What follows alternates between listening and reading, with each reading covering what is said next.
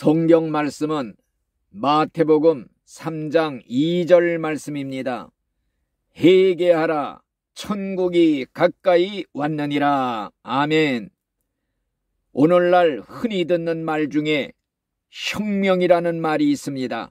이 혁명이라는 말은 옛 정권을 전복시키고 새 정권을 세우는 것을 의미하는 것입니다.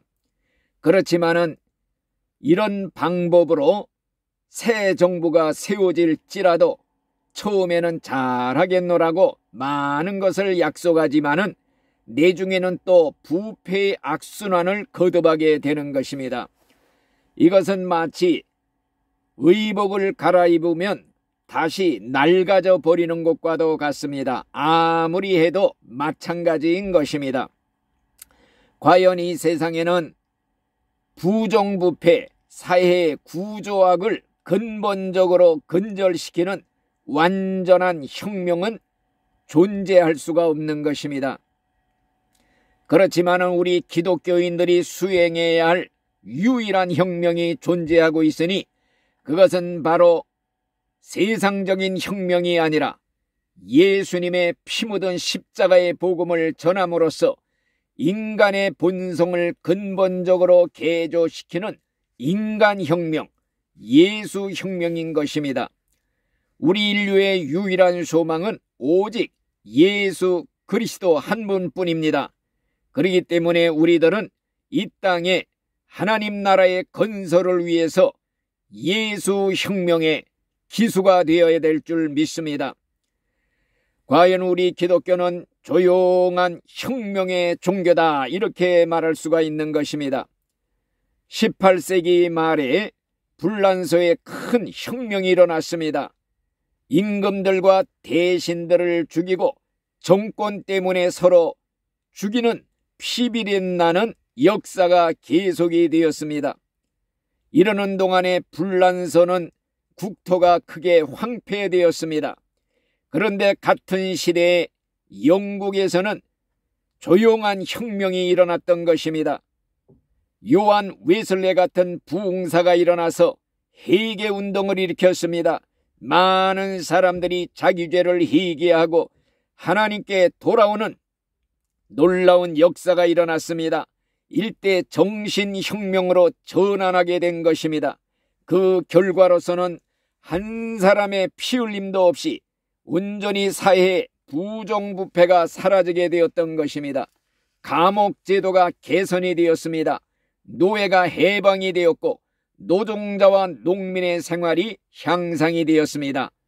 이것이 역사가 주는 산 교훈인 것입니다. 우리나라에도 요구되는 혁명은 바로 이 조용한 혁명, 예수혁명 하나인 줄로 믿습니다. 우리 예수님도 처음에 외친 말씀이 회개하고 복음을 믿어라.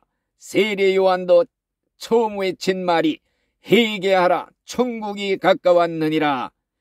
회개하라는 말씀은 오늘날 말로 바꾸어 말하면은 인간적인 정신혁명, 인간혁명이라고 말할 수가 있는 것입니다. 예수님의 복음을 우리 마음의 중심에 받아들이게 할 때 조용한 혁명이 일어나는 것입니다. 죄를 회개하게 되는 것입니다. 더럽던 마음이 깨끗해집니다. 강팍한 마음이 부드러운 마음으로 변합니다. 교만한 마음이 겸손해집니다.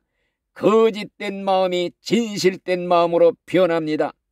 과연 이러한 조용한 혁명, 가까운 데서부터 회개의 복음을 전함으로써 예수 혁명의 기수가 되어야 될 줄 믿습니다. 1904년을 전후해서 아일랜드라는 나라에서 놀라운 회개 운동이 일어났다고 합니다. 매일 수십만 명씩 예수 믿는 사람이 생기고 술집, 도박장, 극장 등이 문을 닫았다고 합니다. 각종 범람하던 사회학이 자취를 감추게 되었고 감옥이 텅텅 비게 되니 경찰관은 할 일이 없어졌지만은 시민들은 할 일이 없는 경찰관들에게 봉급 주는 것을 기뻐했다고 하는 것입니다.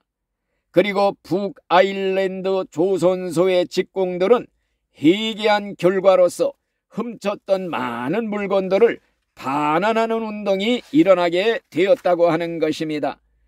반환하는 양이 너무나도 많아서 회사 측에서는 그것을 처리하기 위해서 굉장히 크게 창고를 새로 지었다고 하는 것입니다.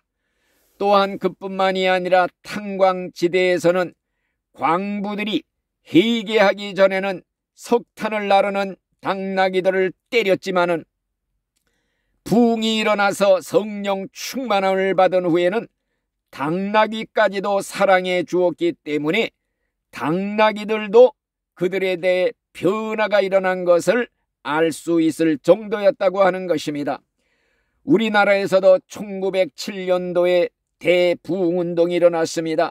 회개운동이 일어났습니다.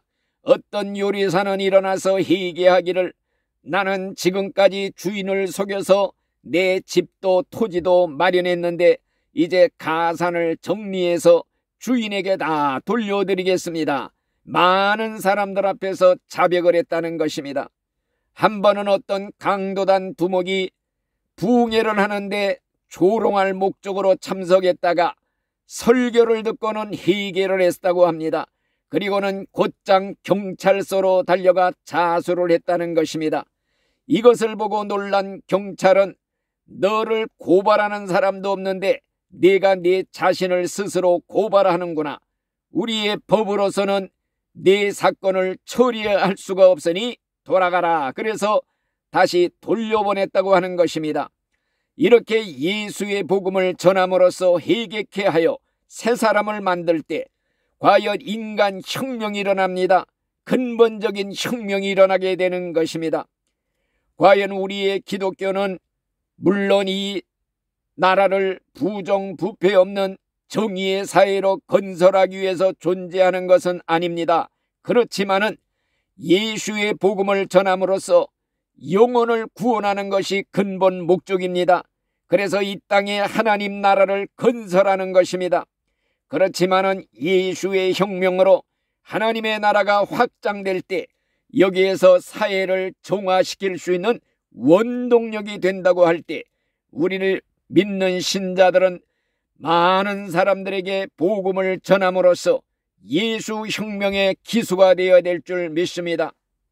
그렇게 함으로써 궁극적으로는 민족의 가슴마다 그리스도의 피 묻은 복음을 전하여서 민족 복음화를 이룩해야 될 줄 믿습니다. 그렇게 할 때 이 나라 대한민국이 사상 전례 없이 복음화된, 완전 복음화된 여호와 하나님을 자기의 하나님으로 삼는 복받은 나라, 복받은 민족이 될 줄로 믿습니다. 이렇게 될 때 이 나라는 예수님을 주님으로 삼는, 여호와를 하나님으로 삼는 민족이 될 것입니다. 그렇게 될 때 신구약 성경이 국민 생활의 표준이 되고, 그렇게 될 때 대통령도 하나님을 잘 공경하는 대통령이 뽑혀서 겸손히 하나님께 무릎 꿇고 기도하는 대통령이 될 것입니다. 국회를 시작할 때에도 먼저 하나님께 예배를 드리고 시작을 하고 축도로서 마치는 이런 국회로 변화가 될 줄 믿습니다. 이러한 예수 한국이 태어나도록 우리는 민족 복음화를 이룩해야 될 줄 믿습니다. 예수 혁명의 기수가 되어야 될 줄 믿습니다. 내가 먼저 예수 혁명의 십자군에 입대를 해서 가까운 곳에서부터 예수 혁명의 함성을 질러대야 될 줄 믿습니다. 이 땅에 하나님 나라의 건설을 위해, 그리고 부정부패 없는 정의 사회를 만들기 위해 저와 여러분들은 예수 혁명의 기수가 몽땅 되어지시기를 예수님의 이름으로 축원을 드립니다. 아멘.